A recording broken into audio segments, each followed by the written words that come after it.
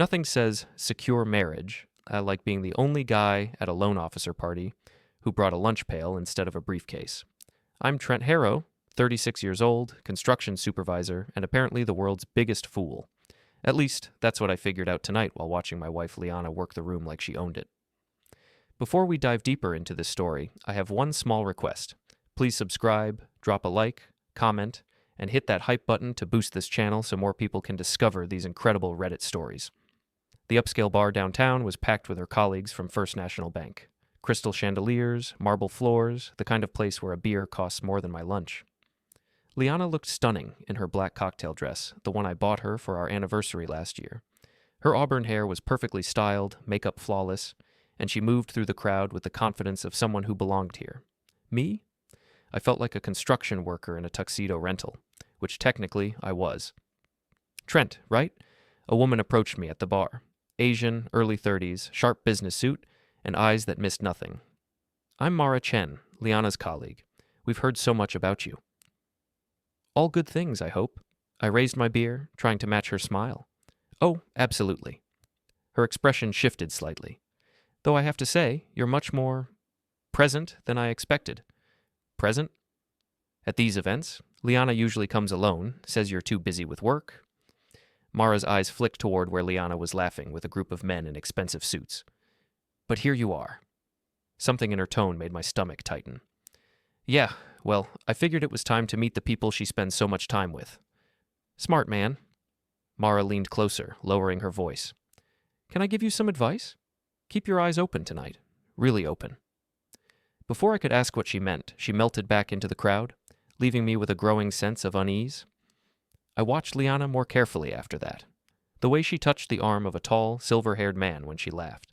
How she leaned in close to whisper in his ear. The way he looked at her wasn't professional. It was hungry.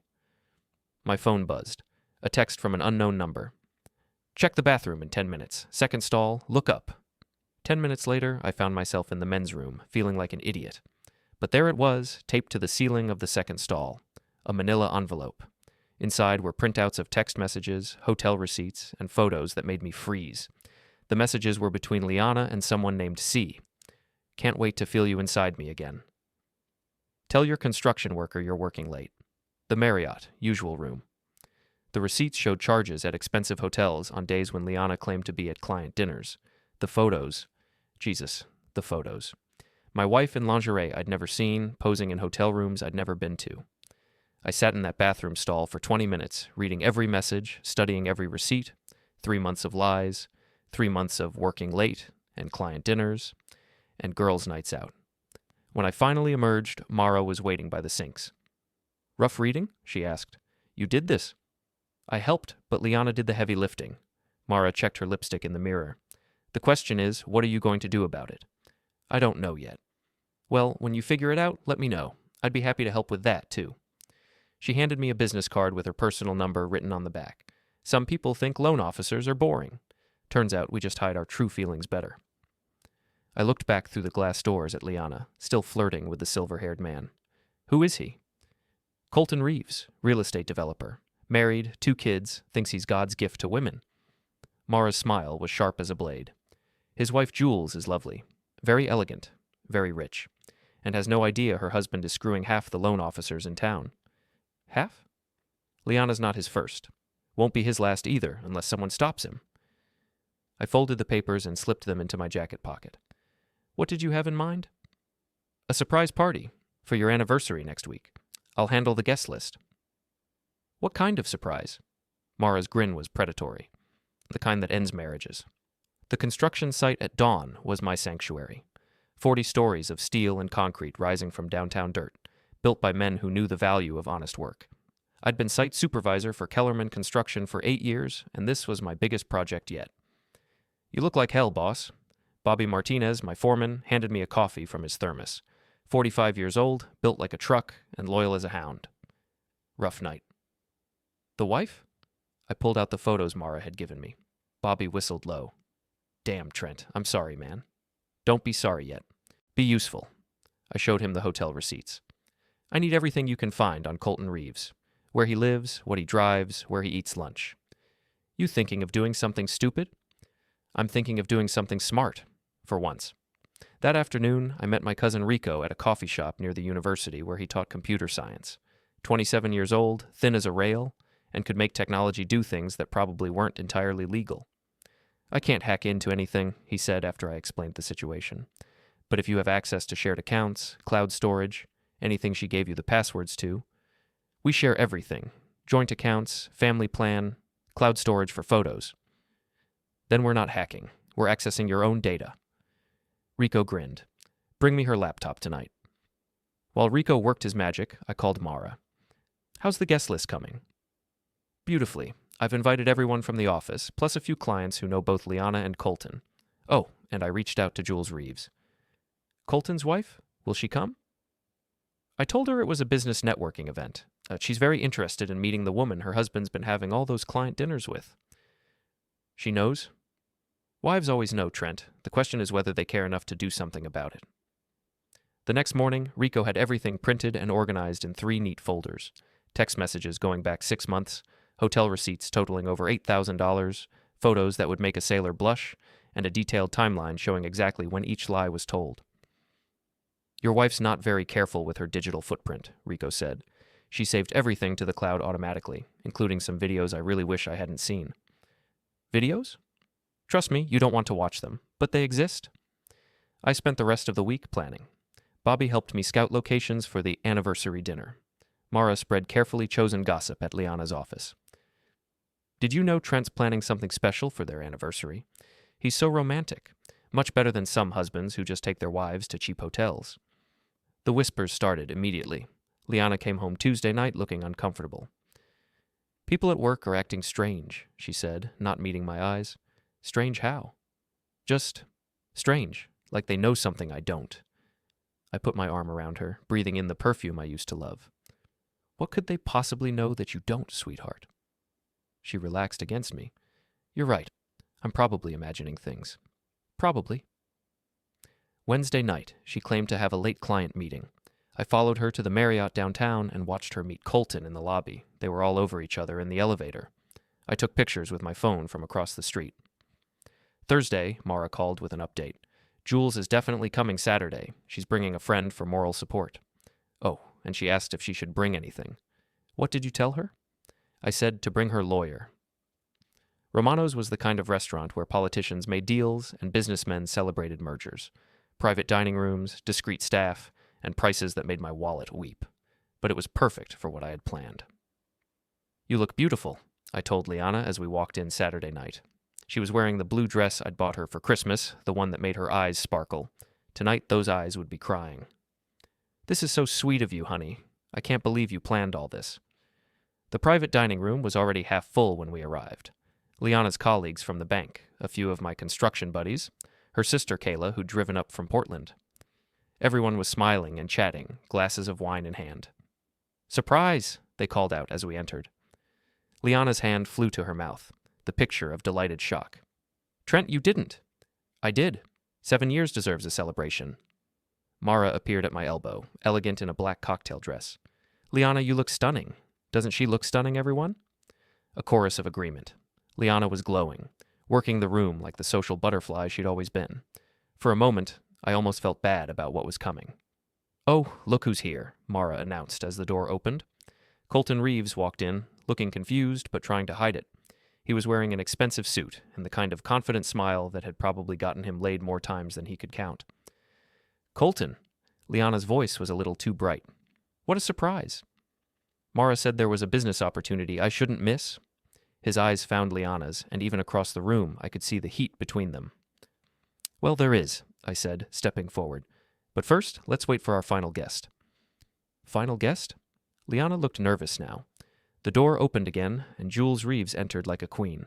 Tall, elegant, silver blonde hair in a perfect chignon, and ice blue eyes that could cut glass. She was followed by a younger woman carrying a briefcase. Jules, Mara rushed to greet her. Everyone, this is Jules Reeves, one of the city's most successful interior designers. Jules, this is Liana Harrow, the woman of the hour. Jules extended a manicured hand to my wife. So nice to finally meet you, Liana. I've heard so much about you. Have you? Liana's voice was barely a whisper. Oh, yes. My husband talks about you constantly. The room went quiet. Colton had gone pale, finally understanding what was happening, but it was too late to run. Ladies and gentlemen, I said, moving to the front of the room where a large screen had been set up. Thank you all for coming to celebrate 7 wonderful years of marriage. I thought this would be the perfect opportunity to share some memories. I clicked the remote, and the screen lit up with a photo of Liana and me on our wedding day. Young, happy, in love. The crowd murmured appreciatively. Marriage is about trust, I continued, clicking to the next slide. About honesty, about keeping your promises. The next photo was a text message, blown up large enough for everyone to read. I need you inside me now. The construction worker is working late. Gasps echoed through the room. Liana made a strangled sound. It's also about communication, I said, clicking again. Another text. Your mouth felt so good last night. I can still taste you. Trent, stop. Liana's voice was shaking. But honey, we're just getting to the good part. Click. A hotel receipt for $347. Click. Another for $289. Click. A photo of Liana in red lingerie, posing on a hotel bed. Oh my God, someone whispered. Jules Reeves stood slowly, her face a mask of controlled fury. Colton, I think it's time we left. Jules, I can explain. Explain what? How you've been sleeping with my loan officer for 6 months? How you charged $8,000 in hotel rooms to our joint credit card? How you told me those charges were for client entertainment? The room was silent now, except for Liana's quiet sobbing. There's more, I said, clicking to the next slide. A video thumbnail appeared on the screen. But I think we've all seen enough. Jules walked calmly to where Colton stood frozen and slapped him across the face so hard the sound echoed off the walls. 32 years of marriage, she said quietly. 2 children. A business we built together, and you throw it all away for this little slut. Hey, Liana found her voice. You can't. I can, and I will. Jules opened her purse and pulled out a thick manila envelope. Divorce papers. Already filed. I'm taking the house, the business, the kids, and half of everything else. You can have what's left after the lawyers are done with you. She threw the envelope at Colton's feet and turned to leave, then paused. Oh, and Liana? I called your boss this morning. Apparently using company time and resources to conduct personal affairs violates your employment contract. You might want to start looking for a new job. The room erupted in whispers and shocked exclamations as Jules swept out, her lawyer following behind. Colton stood there like a man who'd been hit by a truck, staring at the divorce papers. This isn't over, he said finally, looking at me with pure hatred. Yes, it is, I replied. It's very much over. The fallout was immediate and devastating. By Monday morning, the video from Romano's was all over social media. Someone had recorded the whole thing on their phone, and it went viral faster than a construction site rumor. Liana tried to come back to our apartment Sunday night, but I'd changed the locks. She stood in the hallway crying and pounding on the door while I sat inside, drinking beer and watching the Seahawks game. Trent, please, let me explain. Explain what? How you've been sleeping with Colton Reeves for 6 months? How you spent our anniversary money on hotel rooms? How you told him I was just a stupid construction worker? I never said that. I opened the door just wide enough to hand her a printout of text messages. Really? The construction worker is so predictable. Work, beer, sleep. At least you know how to make me feel alive. She read it, her face crumbling. I was angry. I didn't mean it. You meant every word, just like you meant it when you wrote, I wish I'd married someone with ambition instead of someone who plays in the dirt all day. Trent, your stuff is in storage unit 247 on 5th Street, the keys taped under the fire extinguisher. I started to close the door, then stopped. Oh, and Liana, don't bother coming back. This apartment was in my name before we got married. Turns out being a predictable construction worker has its advantages. I closed the door on her sobs and went back to my beer. Tuesday morning, Bobby met me at the job site with a huge grin on his face. Boss, you are officially a legend. Half the guys want to buy you a drink, and the other half want to know how you pulled it off. It was a team effort. Speaking of which, you might want to see this. He handed me his phone, showing a news article. Local developer's wife files for divorce, alleges fraud. The article detailed how Jules Reeves was not only divorcing Colton, but also suing him for using company funds for personal expenses. Apparently, those hotel rooms weren't just charged to their personal credit card. Some had been billed to Reeves Development as client entertainment. Gets better, Bobby said. My buddy who works security at First National says they fired your wife yesterday. something about violating company policy and bringing negative attention to the bank. I felt a moment of satisfaction, followed immediately by something that might have been guilt. Then I remembered the photos, and the guilt disappeared. Wednesday afternoon, Mara called. "How are you holding up?" "Better than expected. You?" "Fantastic. The whole office is buzzing. Liana cleaning out her desk was quite the spectacle." I could hear the smile in her voice. "She tried to claim you'd fabricated everything, but when HR pulled her computer records, they found she'd been using company email to coordinate with Colton." "Sloppy." "Very. Oh, and there's something else you should know. Colton's been calling around, trying to find out where you live. That got my attention." "What kind of calling around?" "The angry, threatening kind. Word is he blames you for ruining his life." "I didn't ruin his life. I just exposed it." Try explaining that to a man who's lost his wife, his business, and his reputation in one weekend. Thursday night, I was leaving my favorite bar when Colton stepped out of the shadows in the parking lot. He looked like hell. Unshaven, wrinkled clothes, eyes red with drink and rage. "You snake. Colton, you look terrible. You destroyed my life." "No, I exposed your life. There's a difference." I kept walking toward my truck, but he moved to block my path. 32 years of marriage, gone. My business, gone. My reputation, gone. All because you couldn't handle your wife preferring a real man. A real man doesn't sneak around like a teenager, a real man doesn't lie to his wife for 6 months, and a real man sure as hell doesn't charge his affairs to the company credit card. His face twisted with fury. "You think you're so smart, don't you? Playing your little games, setting your little traps. I think I'm a man who got tired of being lied to." He swung at me then, a wild, drunken punch that I saw coming from a mile away. I stepped aside and let his momentum carry him into the side of my truck. He bounced off the metal and stumbled, cursing. "Feel better?" I asked. He came at me again, this time with more control. We grappled for a moment, and I realized he was stronger than he looked. But I'd been doing construction work for 15 years, and my strength came from swinging hammers and hauling steel. His came from a gym. I grabbed him by the shirt and slammed him against the truck. "Listen to me very carefully," I said, my face inches from his. "You made your choices. You decided to screw my wife. You decided to lie to your wife. You decided to steal from your own company. I didn't make you do any of that." I'm not finished." I pressed him harder against the metal. "Now you're going to make another choice. You're going to stay away from me, stay away from Liana, and stay away from anyone I care about. Because if you don't, I'll make what happened at Romano's look like a love letter." I let him go, and he slumped against the truck, breathing hard. "This isn't over," he said. "Yes, it is. You just don't know it yet."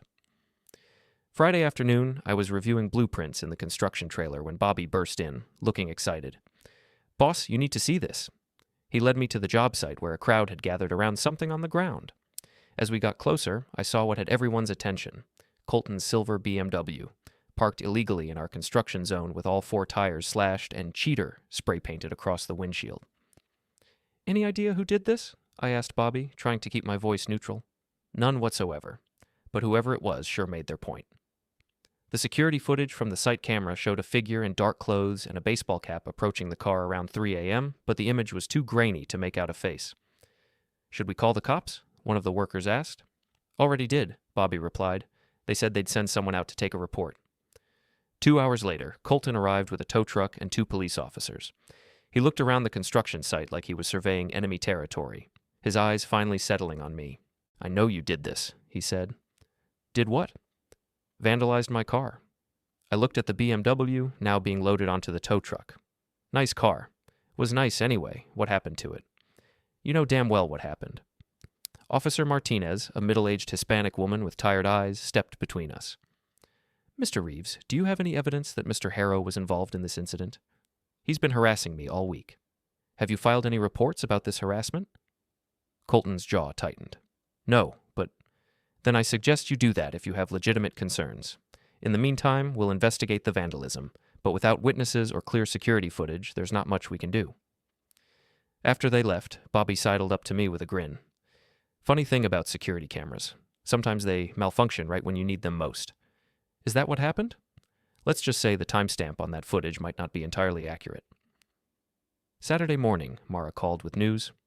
"Jules Reeves wants to meet with you." "What for?" "She didn't say, but she's offering to buy you lunch at the Fairmont." My guess is she wants to thank you properly. The Fairmont's restaurant was the kind of place where senators ate lunch and million-dollar deals were made over dessert. Jules was waiting at a corner table, looking every inch the successful businesswoman in a tailored suit and pearls. Trent, thank you for coming. Mrs. Reeves. Jules, please. After what we've been through together, I think we're past formalities. She gestured for me to sit. I wanted to thank you for what you did. I didn't do it for you. I know, but it helped me nonetheless. Do you know how long I suspected? About Colton? About all of it. The late nights, the mysterious charges, the way he looked at his phone. She sipped her wine. But suspecting and knowing are different things. Yes, they are. I've been married to that man for 32 years. I gave him 2 children, helped him build a business, stood by him through every crisis and setback, and he threw it all away for a series of cheap thrills. I'm sorry. Don't be. I'm not. Her smile was sharp as winter. Do you know what I did yesterday? No. I bought his business. Well, technically my lawyers did. When you're married to someone for 3 decades, you learn where all the bodies are buried. Colton made some very poor financial decisions over the years, and he's been covering them with creative accounting. My forensic accountants found enough irregularities to force a sale. You're taking everything. Everything I helped build, yes. He can keep what he brought to the marriage, a used car and about $3,000 in debt. She raised her glass. To new beginnings. We toasted, and I found myself genuinely liking this woman. There's something else, she said. Colton's been asking around about you, making threats. I thought you should know. What kind of threats? The kind that suggest he blames you for his problems rather than taking responsibility for his own actions. That night, I was working late at the job site, reviewing plans for Monday's concrete pour when I heard footsteps on the gravel. I looked up to see Colton approaching, and this time he wasn't alone. 2 men flanked him, both wearing the kind of cheap suits that screamed hired muscle. Trent Harrow. Colton, working late? We need to talk. I don't think we do. I stood slowly, keeping my hands visible. The construction site was deserted, except for us, and the nearest security guard was half a mile away. You cost me everything. You cost you everything. I just made sure people found out about it. My wife, my business, my reputation, gone. Your choice. No. He stepped closer, his companions moving with him. Your choice. You chose to humiliate me in front of half the city. You chose to destroy my marriage. You chose to ruin my life. I chose to stop letting you lie to me.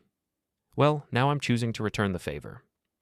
The man on his left reached into his jacket, and I tensed, but instead of a weapon, he pulled out a manila envelope. Photos, Colton said with a nasty smile. Of you and a certain bank employee in what appears to be a very intimate conversation. Amazing what you can do with digital photography these days. I looked at the photos. They showed me and Mara at various locations around the city, talking, laughing, her hand on my arm. Taken out of context, they could certainly look like evidence of an affair. Photoshop? Doesn't matter. By the time anyone figures that out, the damage will be done. Your reputation, your job, your credibility, all gone. And what do you want in return for not releasing these? A public apology. A statement saying you fabricated the evidence against me and Liana. Your resignation from Kellerman Construction. That's not going to happen.